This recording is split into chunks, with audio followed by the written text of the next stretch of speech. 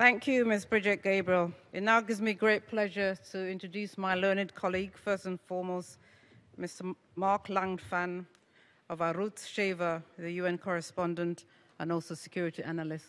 Mark, the floor is yours.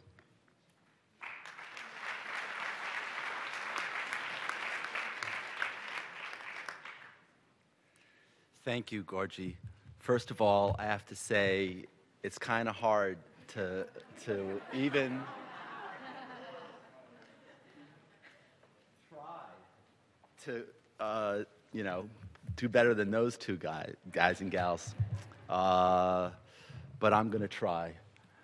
First of all, I want to thank everyone here, thank everyone who came, and I want to thank His Excellency, Dr. Otto.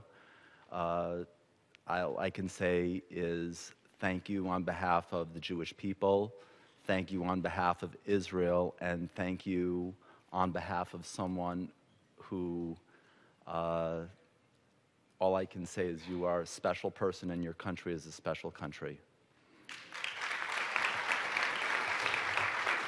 Now, what I want to do is I want to give, I believe, some lines of contact between what His Excellency Ron Prosor said and what Brigitte Gabriel just said.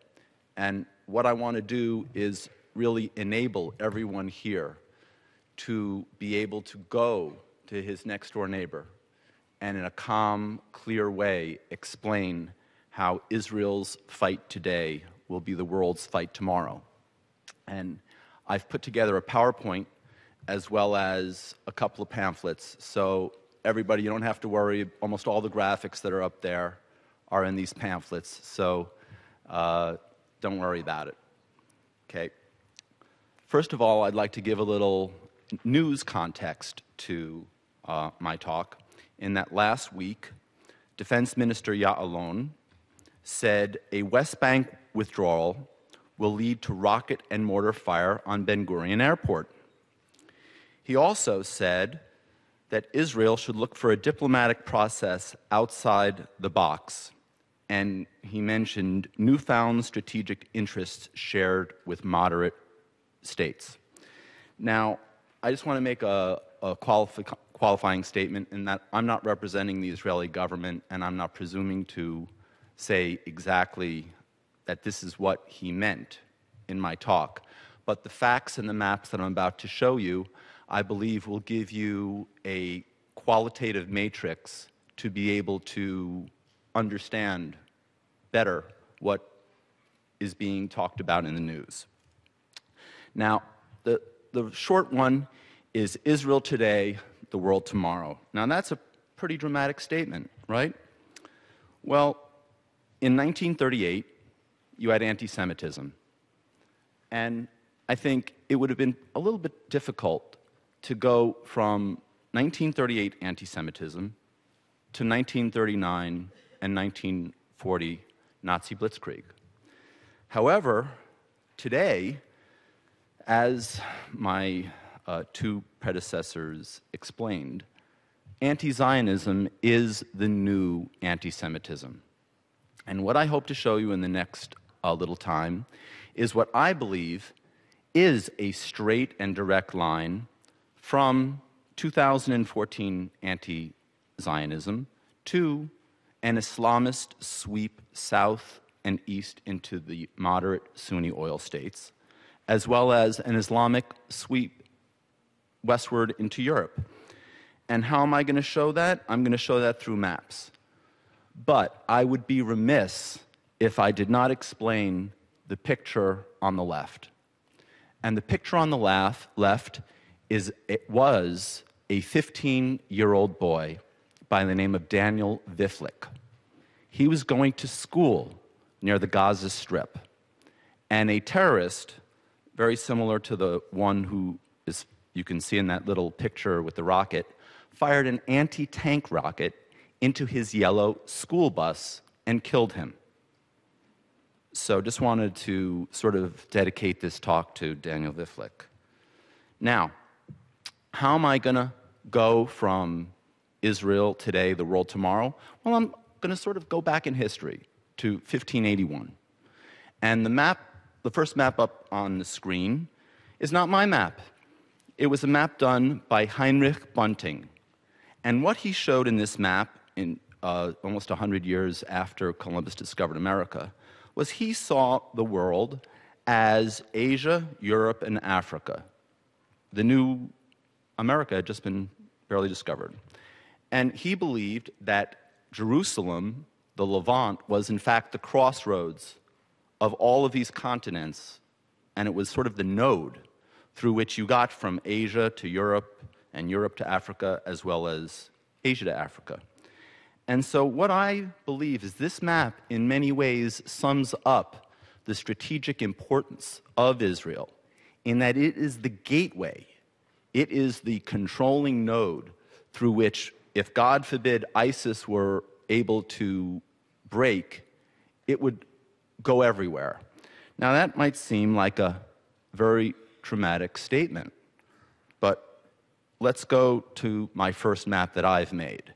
And in this map, and by the way, everyone's got to forgive me, I had an Apple failure in that I had a pointer, but it's not working, so please forgive me.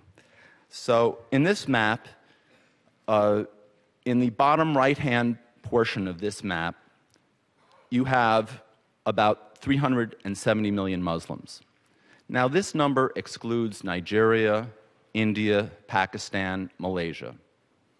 Big numbers, just on this map. Now, in the upper left-hand corner, you have Greece that has 11 million Christians, which means you have 370 million Muslims on the bottom right and 11 million Greeks that the United States is sworn to defend under its NATO treaty in the upper corner. And the only non-Muslim country, principal non-Muslim country between those two forces is Israel. Now, to give you an even finer point to it, we have what is really the Achilles heel of Europe, which is Cyprus, which has 1 million Christians.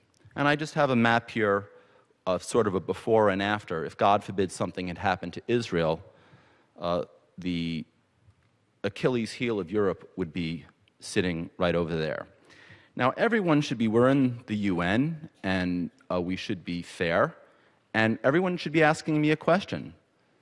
How are you conglomerating all of these Muslims into one number that is a militant number against Europe? And my answer is, I'm not doing it. Prime Minister Erdogan of Turkey, a NATO country and supposedly a moderate Muslim, is doing it. For on September 13th, 2011, he said to a thronging Egyptian crowd, a Turkish Muslim alliance would form a force 150 million people strong, and we are substantially surrounding the Mediterranean. Now, if a moderate, quote unquote, like Prime Minister of Turkey, is saying this publicly, can you imagine what is in the mind of ISIS and all of the other extremists that are rampant through the Middle East? Now, he also said on July 19th, Israel surpassed, the same Prime Minister of Turkey, who's now, I believe, President of Turkey, he said, Israel surpasses Hitler in barbarism. Now, my belief is that these two statements are really two sides of the same coin. Now let's get to how does this relate to Israel, okay? This room was a little bit too big for me to show my topographic map of Israel, but I've put it up on the screen. And one of my favorite of all favorite events was about 21 years ago. I walked into the New York Times editorial board to give them a briefing on my map. And there were the editors that write on Israel in the room. And one of the editors points to the actual side of the Jordan River, which is the west bank of the Jordan River. And he says, mocking me and laughing at me, he says, "You're never going to be able to prove that that's strategic." And I said, "You know, you're right. I'm not going to be able to prove that spot right, the west bank, which is the west bank of the Jordan River, is strategic. But that's not the west bank we know and love to fight about. The actual west bank, if you're looking up on the screen, is really the entire area up to the green line. So between the red line, which is the Jordan River, and the green line is a mountain range that's called the Mountains of Samaria. The green line is where, in 1948-49, there was an armistice, and it was where Israel started out in the 67 war, and Israel captured all of these mountains. Okay? So what they're talking about when they talk about the West Bank is not a little bank on the side of the river. It's this entire mountain range. And it's not only a little mountain range. It's actually a mountain range where if you look at that blue patch, and by the way, from the right side of the blue patch to the left side to the blue patch is about 10 miles. And north and south, it runs about 40 miles. So in that rectangle is about 70% of Israel's population and 80% of her industrial base. Now, why is that so critical? Well, first of all, you can see that you've got a mountain range right sitting on top of Israel's population center. But this is really why it's absolutely the heart of the issue. Right now, Israel has been receiving fire from the Gaza Strip. And basically, I'm going to show you two circles. Up to recently, this was the width of the missiles that were fired into Israel. These missiles, let's just say just for simplicity's sake, they went roughly 20 kilometers or 12 miles. They carried about 35 pounds of high explosive. Okay? Now, the missiles are this wide. This is 302 millimeters. This was 122, and this is 302. These are the new things they're firing. Okay? But this is the point. People will say, as Hana Nashrawi did almost, I think, a week ago, she said, "Oh, they're homemade rockets. They don't cause any damage." Okay? Now, what's been going on is they've been firing these rockets, and if you look at from the Gaza Strip, you will realize almost all the area around the Gaza Strip is relatively sparsely populated. It's mostly farmland. Okay? So if you fire a rocket from North Dakota into one of these rockets from North Dakota into North Dakota, and no offense on North Dakota, if anyone's here from North Dakota or anyone watching, you're not likely to hit something. So they've fired since 2000, maybe 20,000 rockets like this. Okay. But this is the key. If they get and are given the West Bank and fire the same 122s that are easily smuggleable and easily carryable, as I'm about to show you, it's not going to be like firing a mortar or a rocket from North Korea into North Korea. It's going to be like firing a rocket from Brooklyn into Manhattan.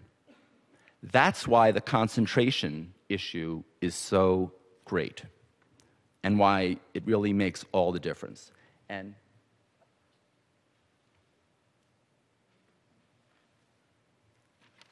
sorry, what happened was I'm reading the paper this morning and I see Yuval Steinitz, who's the intelligence minister, and he says the following: If this repeats itself in Judea and Samaria, this becomes an existential threat.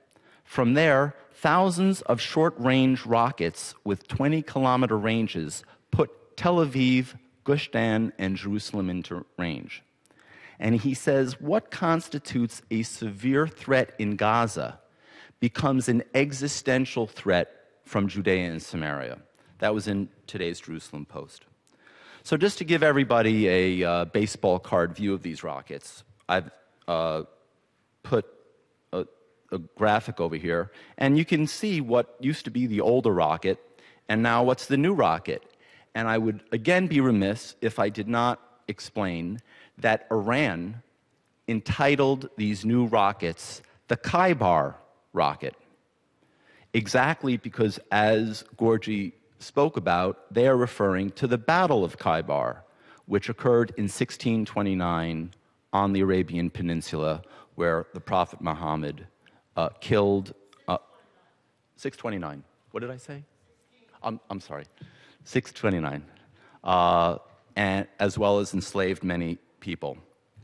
Now, here's a map that what shows, and this is the key part, the new rockets put the rectangle into absolute range from the Gaza Strip. Now, one should understand exactly the depth of what we're dealing with. And one says, you're going to get rid of Hamas. Well, there was a poll that was published just about a week and a half ago. And it was a Palestinian poll, not an Israeli poll, by a Palestinian pollster. And this pollster determined that of about 1,200 adults in Gaza, that 88.9% of them support the firing of rockets from Gaza at Israel. Now, that is a scary situation. And one, again, I have a graphic of what exactly this rocket looks like compared to a man. And one of the key differences between the Katyusha and this rocket is it can carry, just as a point, remember the Katyusha carries about 30 pounds of explosive or warhead. This rocket carries 330 pounds of warhead and rocket. And this is what they were firing into Israel. And one of the possible variants of warhead is a fuel-air explosive. Now, I'm not going to go into the details of it, except to say it is called a poor man's nuclear bomb for good reason. Now, how do these rockets get there? Well, unfortunately, Israel is not just fighting Hamas. Israel is fighting Iran, Qatar, Turkey, and Hamas, and unfortunately, a great many of Hamas's supporters throughout the Middle East. And you could see where these rockets actually came, because on March 5th of this year, Israel intercepted the Class C ship, which had 40 of these rockets. Now, that could have very well have been the tipping point. If those 40 rockets had gotten into Gaza, maybe one of those rockets could have gotten through and caused absolute carnage in Israel. And when we're talking about blockades and any type of interdiction, Israel isn't trying to stop humanitarian and normal foodstuffs and other commerce from going into Gaza. They're trying to stop the 302s. That's why we have a problem. And again, just to give a comparison, one can see the Katyusha on the left. And why is this so problematic?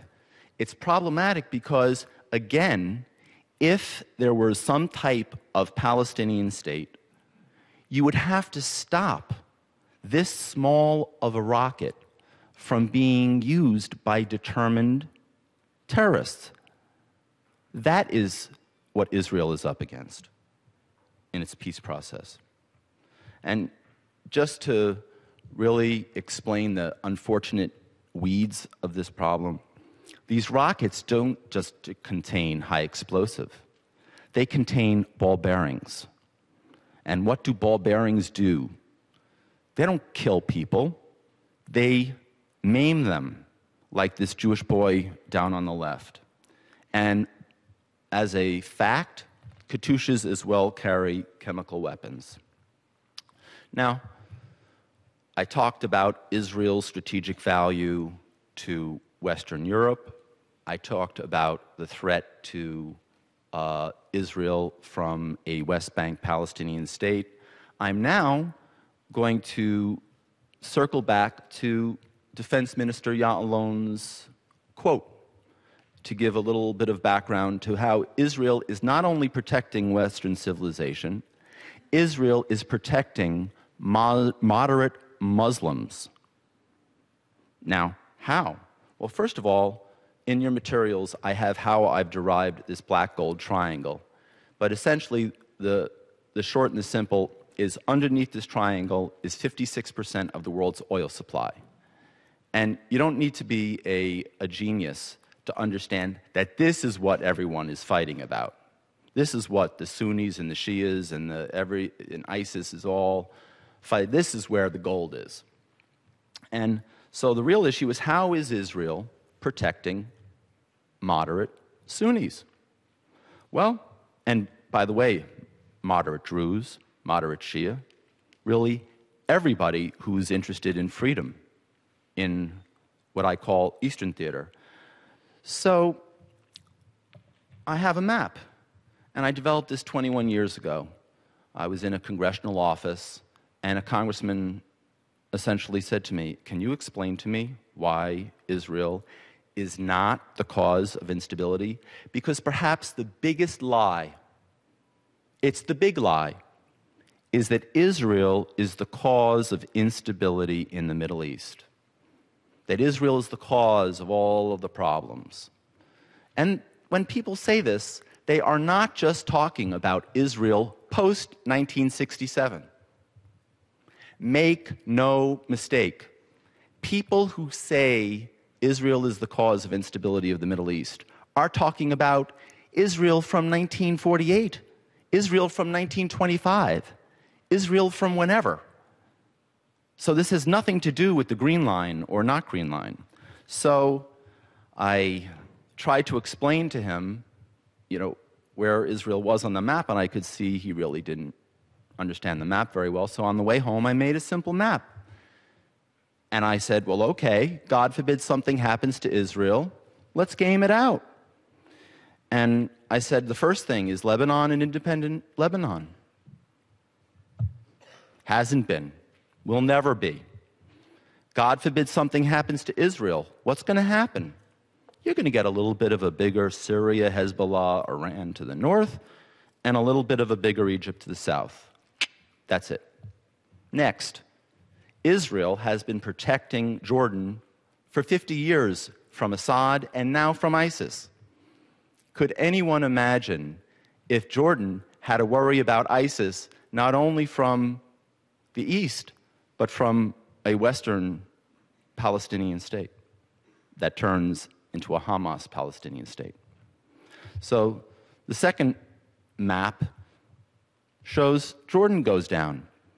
And then all of a sudden, you see what the real problem is. If those two things happen, then what have you got? You've got Saudi Arabia under threat from God only knows how many ways. So in effect, what this maps show is Saudi Arabia, Jordan, and any moderate Muslim in this arc actually has a vested interest in keeping Israel safe and secure. So now, in conclusion, anti-Zionism of today will lead to terrible, terrible catastrophe for the world tomorrow, both in the Islamic world as well as the European world. And I would be remiss if I didn't go back to the map and say, not only does this map project West and actually show Arabia, but Israel protects Africa as well. So that's my presentation. I want to again thank His Excellency Dr. Otto. You are my angel. And I want to thank everyone who came, and Ugoji, God bless you. And thank you, everyone.